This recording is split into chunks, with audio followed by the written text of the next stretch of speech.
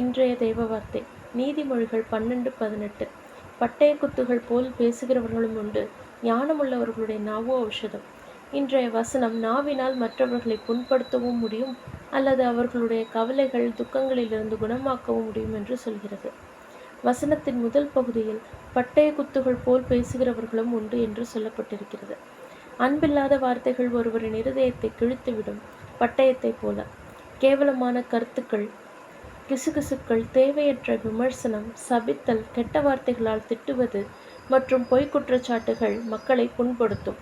ஆகையால் விசுவாசிகள் அத்தகையவளை பேசக்கூடாது. நாமும் ஒரு கட்டுக்கடங்காத தீ. அது அக்கிரமம் நிறைந்த உலகம். அது ஒட்டுமொத்த சரீரத்தையும் தீட்டுப்படுத்தும். காட்டு மிருகங்களை கூட அடக்கி பழக்கிவிட முடியும், ஆனால் நாவை ஒருபோதும் அடக்க முடியாது. பின்னால் புறம் பேசுவது, அவதூறு செய்வது, கிசுகிசு மற்றும் புறங்கூறுதல் எல்லாம் ஆழப்பிழக்கும் புண்களை உருவாக்கும்.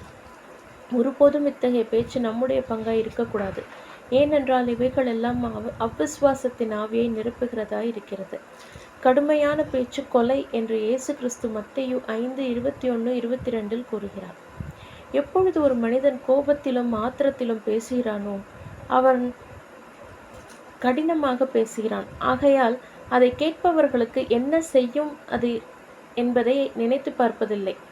அவர்கள் வார்த்தையினால் மற்றவர்களுக்கு செய்யும் சேதத்தை காலம் போன பின்புதான் தெரிந்து கொள்வார்கள். ஒரு சில சமயத்தில் அதை என்னவென்று கூட புரிந்து கொள்ள மாட்டார்கள். நாம் பேசின வார்த்தைகளை திரும்ப பெற முடியாது. ஆகையால் பேசுவதற்கு முன்பு நாம் பயன்படுத்தும் வார்த்தைகளை கொஞ்சம் நினைத்து பார்க்க வேண்டும்.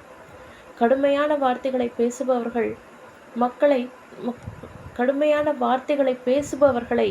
மக்கள் தவிர்த்து விடுவார்கள். ஏனென்றால் அவர்களுடைய வார்த்தைகள் வழி தரக்கூடியதாய் இருக்கும்.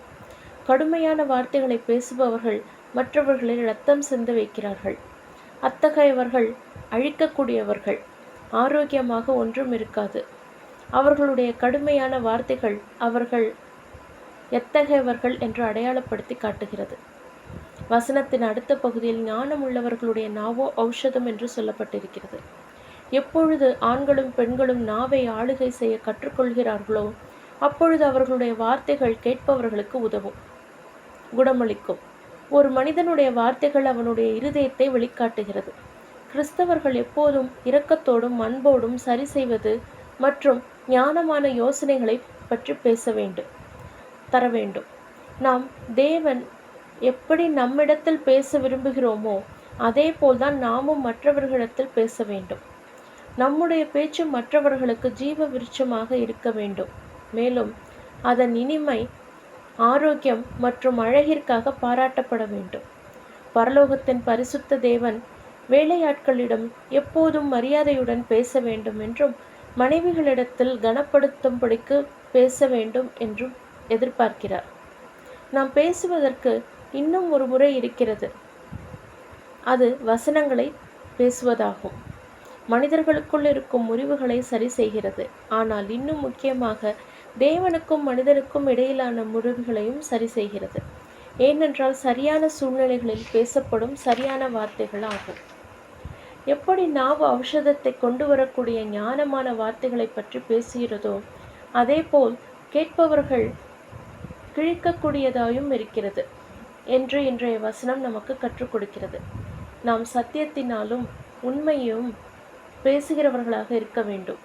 நீதியானவர்களை பேசுகிறவர்களாக இருக்க வேண்டும். மற்றவர்களுக்கு சுகமளிக்கும் விதத்தில் பேசுகிறவர்களாக இருக்க வேண்டும். கர்த்தர் உங்களை ஆசீர்வதிப்பாராக.